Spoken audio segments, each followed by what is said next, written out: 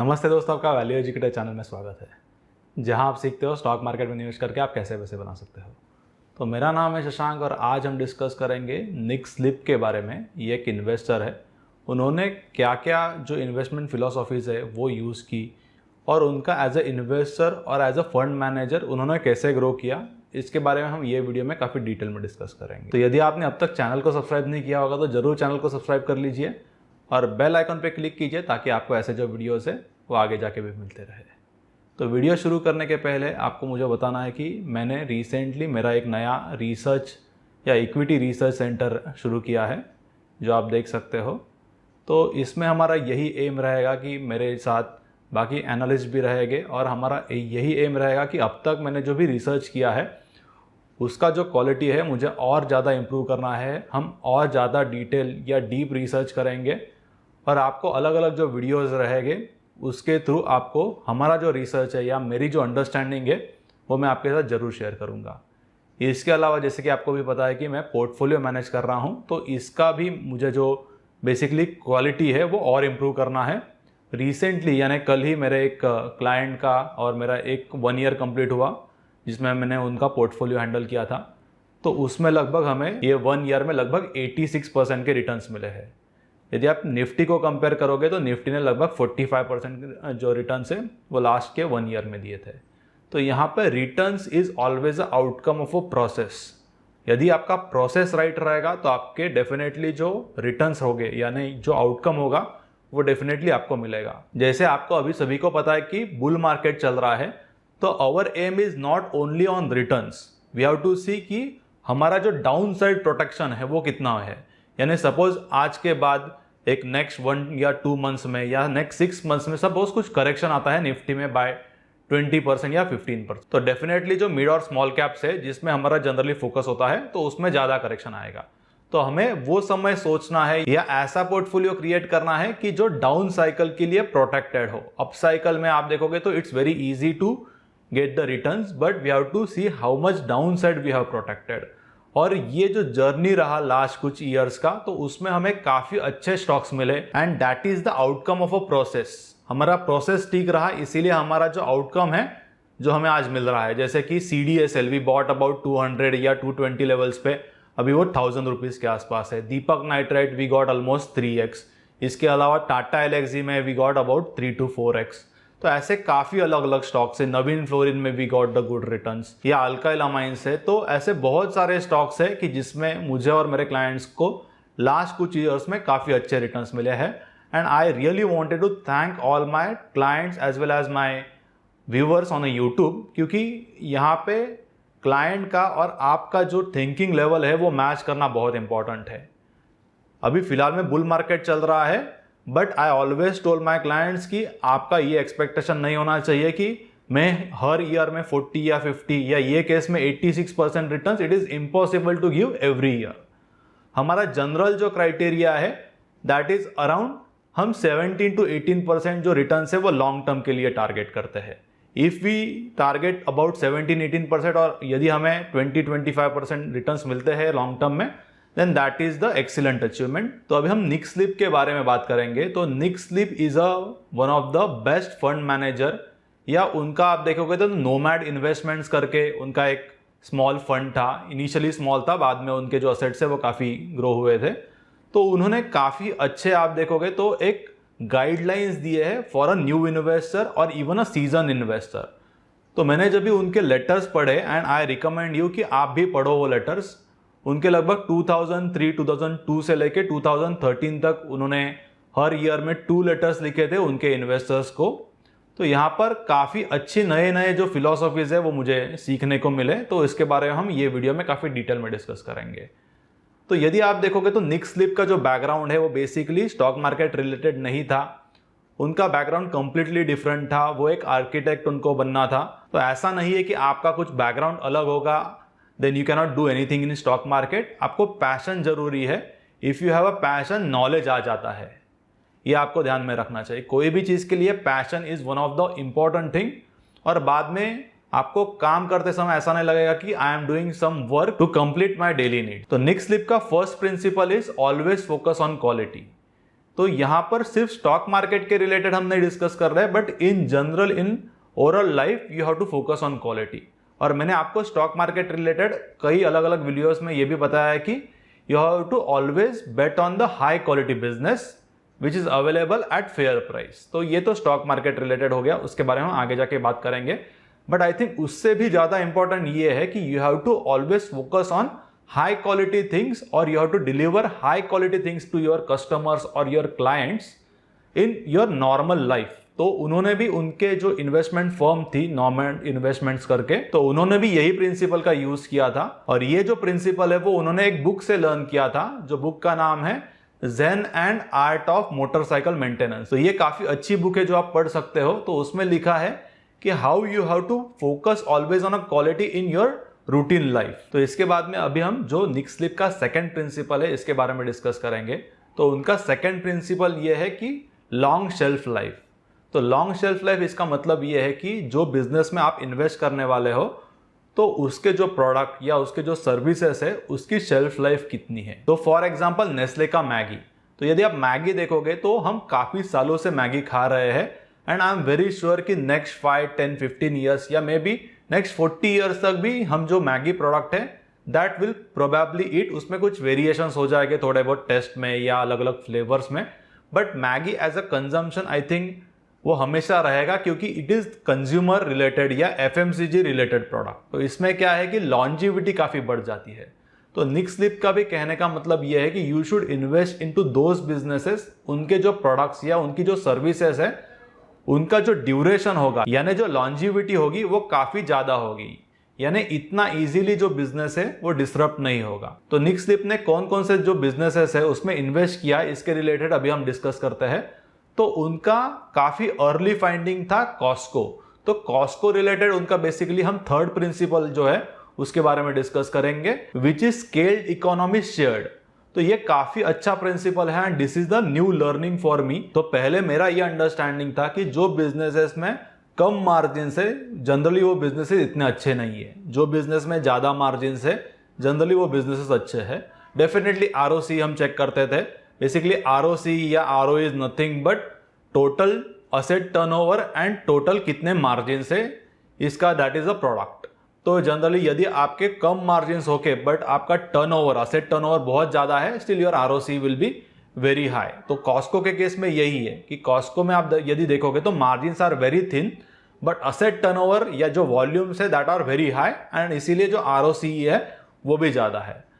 आप इसको Indian context में डीमार्ट के साथ कंपेयर कर सकते हो। तो डीमार्ट के जनरली जो मार्जिन है वो लगभग 3.5% टू 4% के आसपास है, but asset turnover is very high, that's why ROC ज्यादा है। तो यहां पर निक स्लिप का ये बेसिकली मेंटल मॉडल है या ये फिलॉसफी है कि ऐसा कोई बिजनेस है कि जिसमें उसका जो पूरा फोकस है that is on his customers या that is on his clients. तो कॉस्को के केस में यही है। कॉस्को का मॉडल ये है कि हमेशा उनको जो फाइनल उनके कंज्यूमर्स है, कॉस्को एक बेसिकली रिटेल चेन है, तो उसमें उनका ये कहना है कि always we have to focus on customer and we have to give them lowest cost product. तो जितना हम उनको चीप देंगे कोई भी चीज, तो इससे क्या होगा कि हमारा जो एक ब्रांड बिल्ड हो जाएगा और कस्टमर्स हमारे जो रिटेल शॉप्स है या जो रिटेल बेसिकली उनके अलग अलग मॉल्स है उसमें वो रिपीटेटिवली आएंगे एंड देन टोटल जो टर्नओवर होगा या जो टोटल वॉल्यूम होगा दैट विल इंक्रीज।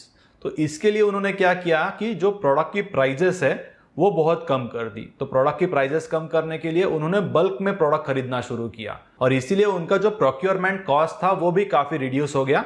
और ये जो उनको बेनिफिट मिला था ड्यू टू बल्क में खरीदने से, तो that benefit again they have pass to their customers. और इसीलिए जो प्राइजेस कस्टमर्स को मिल रही थी फाइनल प्रोडक्ट की प्राइजेस वो और कम हो गए and that became a cycle.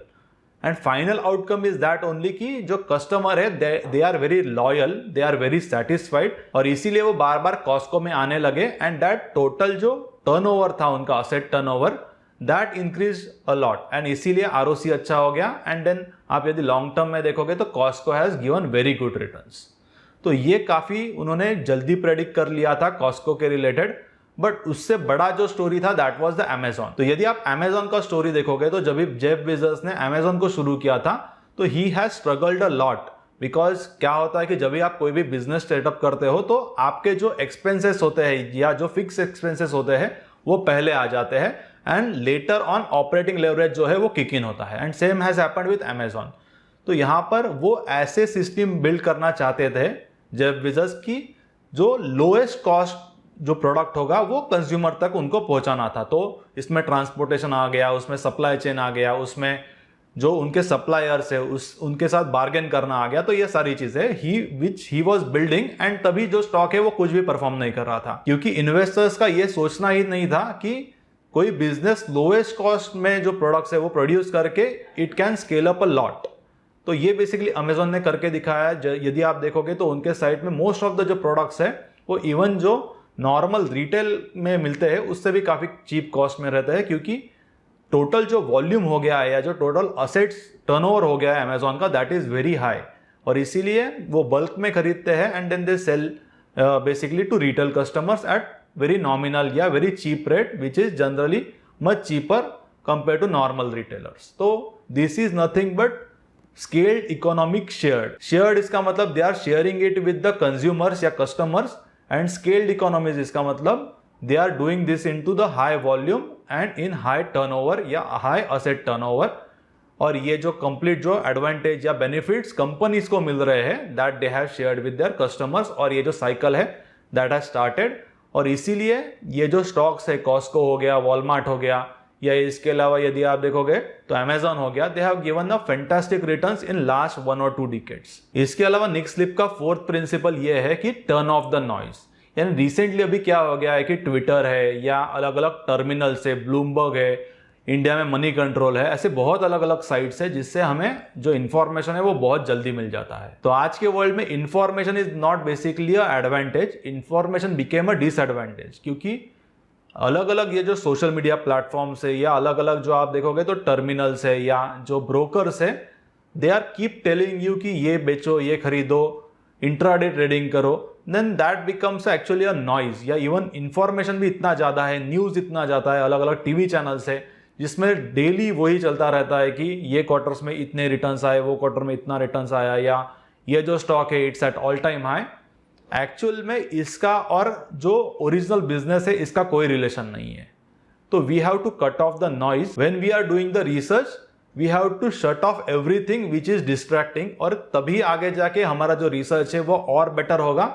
And that's the reason कि मैंने ये नया ऑफिस मेरा सेटअप किया है, because we wanted to do very high quality research. और ये इसको कुछ समय लगेगा, maybe next 6 months 8 months में आपको इसका जो आउटकम है वो नजर आएगा। ऑलवेज रिमेंबर दैट जब भी आप कोई भी नया चीज शुरू करते हो तो इनिशियल के कुछ मंथ्स में आपको कंप्लीट जो प्रोसेस है वो इनलाइन करने के लिए कुछ समय लगता है, एंड उसके बाद में आपका ऑपरेटिंग लेवरेज शुरू होता है।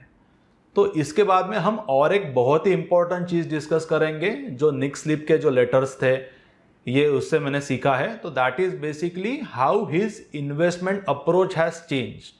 तो उन्होंने इनिशियली जो किया था 2003 टू लगभग 2008-9, that was a more of a cigar butt investing और वेरी डीप वैल्यू इन्वेस्टिंग, जिसका आप देखोगे तो बेन ग्राहम जो वॉरेन बफेट के टीचर है, ही इन्वेस्टेड विद दैट प्रिंसिपल। पर हमें वो भी देखना है कि वो समय कुछ अलग था, because it was after the depression, great depression of 1928। And then यदि आप देखोगे तो वॉरेन बफेट ने भी इनिशियली उनका जो इन्वेस्टमेंट करियर था उसको उन्होंने as a cigar butt investing या डीप वैल्यू इन्वेस्टिंग का फोकस किया था या प्रैक्टिस किया था। And then slowly he has learn that कि डीप वैल्यू इन्वेस्टिंग या cigar butt investing is not that much good, या उससे इतने अच्छे रिटर्न्स नहीं मिलते हैं compare to if you focus on really very high quality companies. तो ये एक ट्रांसफॉर्मेशन रहा है वॉरेन बफेट के करियर में भी, और even if you check Nick Sleep के करियर में भी। और रिसेंटली जो मोनिश पबराई है, he has also following the same approach, यानी फ्रॉम वैल्यू टुवर्ड्स ग्रोथ या from very deep value cigar butt very low quality businesses but very cheap to buy the businesses to very high quality businesses which are available at fair price. तो ये मेरे लिए भी काफी एक अच्छा learning था, क्योंकि मैंने भी जब भी शुरू किया था तभी मैं भी थोड़ा ज्यादा फोकस था on the price front, not on that much on quality front. तो क्वालिटी ये चीज पता थी, बट उसको कैसे यूज करना है या उसका कैसे प्रैक्टिस करना है, that I was struggling. But now everything is very clear कि we always have to bet only on high quality, price might be we have to pay in certain cases थोड़ा high price, but in long run it generally settles down. इसीलिए जो quality है उसके ऊपर कोई भी compromise नहीं करना चाहिए। Price we can pay a little higher price, क्योंकि जनरली मार्केट में आप देखोगे तो यही होता है कि very high quality businesses doesn't generally come down at very cheap valuations. जैसे कि मैं आपको एक एग्जांपल देता हूं कि पीआई इंडस्ट्रीज, तो जब भी 2020 मार्च में जो क्राइसिस हुआ था कोरोना का, मार्केट जो है वो काफ़ी गिर गया था, 7,500 तक आ गया था। तो if you check the PI Industries का प्राइस टू अर्निंग, मैं आपको बहुत सिंपल लैंग्वेज में बता रहा हूँ, तो even at that time PI industries was available at around 30 times earnings, price to earnings. तो इसीलिए बहुत हाई क्वालिटी बिजनेस है जनरली बहुत चीप नहीं मिलते। If you get them at fair price तो it's I think like very good. Next 1-2 साल में आपने थोड़ा बहुत जो ज़्यादा प्राइस पे किया होगा दैट जनरली सेटल्स डाउन, क्योंकि हाई क्वालिटी बिजनेस का ओन करने का एक यही रीज़न है कि we have to hold it with very long period of time. हमें वो 1 या 2 साल या 3 साल के लिए नहीं होल्ड करना है, we have to hold it for next 10, 15, 20 years. तो यदि आपका टाइम होराइजन इतना बड़ा है तो जो प्राइस आपने पे किया है तो वो थोड़ा ज़्यादा हो सकता है या थोड़ा वो एक्सपेंसिव हो सकता है या ओवर वैल्यूड हो सकता है, but in long run it generally settles down. तो इसके बाद में हम निक स्लिप के लेटर से और एक जो लर्निंग है उसके बारे में देखेंगे, और ये मेरे साथ भी काफ़ी बार हुआ है। तो उन्होंने उनके लेटर्स में ये मेंशन किया है कि most of the time we are inactive investors, या जनरली हम डेली बेसिस पे या वीकली या मंथली बेसिस पे हम कोई भी ट्रेड नहीं करते या कोई भी जो स्टॉक्स है उनको परचेस या सेल नहीं करते। तो इसका ये मतलब नहीं है कि we are not doing anything. Investing में not doing anything is also a decision, क्योंकि सपोज आप कोई स्टॉक आज बाय करते हो तो डेली आपको मिनिमम एक डिसीजन लेना है, that is not to sell. And not to sell is again आप देखोगे तो it's not very easy to practice, क्योंकि हमें इतना टेम्पटेशन होता है, क्योंकि सपोज हमारा स्टॉक डबल हो गया, ट्रिपल हो गया या कुछ और उससे रिटर्न्स हमें मिलने लगे तो we first try to sell it. तो that is the wrong concept, और इसीलिए हमें यही प्रैक्टिस करना चाहिए कि जो हमारा इन्वेस्टिंग होराइजन होगा जो उतना ज़्यादा होगा उतने हमारे जो मिस्टेक्स होंगे दैट विल रिड्यूस। तो ये मेरे साथ भी हुआ था कि most of the time I don't buy anything या I don't sell anything until there is a opportunity. तो क्लाइंट्स को जनरली ये लगता है कि मैं यहाँ पर कुछ नहीं कर रहा हूँ। मैंने उनको इसके रिलेटेड बताया था कि हमारा इनएक्टिवनेस यानी हमारा जो क्वांटिटी बाय या सेल कर रहे हैं इसके ऊपर इनएक्टिवनेस डिपेंड नहीं करता।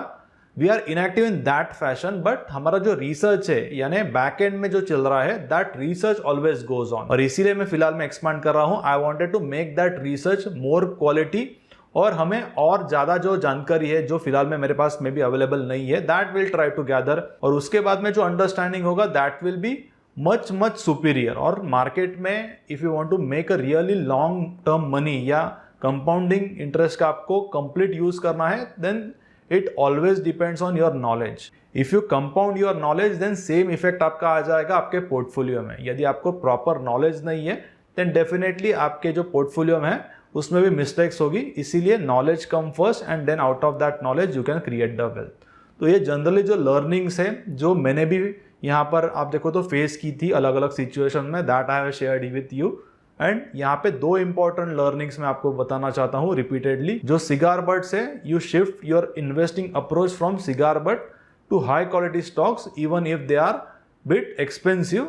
एंड सेकंड ये लर्निंग है कि always try to do the things which are very high quality, not only in stock market as buying a business, high quality business, but in normal life we have to think like that कि हम जो भी कर रहे हैं that we should able to provide, और we at least पसंद आया होगा निक स्लिप का जो लर्निंग मैंने आपके साथ शेयर किया। तो जरूर इसे लाइक कर दीजिए, मेरे चैनल को सब्सक्राइब कीजिए और बेल आइकॉन पे क्लिक कीजिए ताकि ऐसे जो वीडियोस है वो आपको आगे जाके भी मिलते रहे।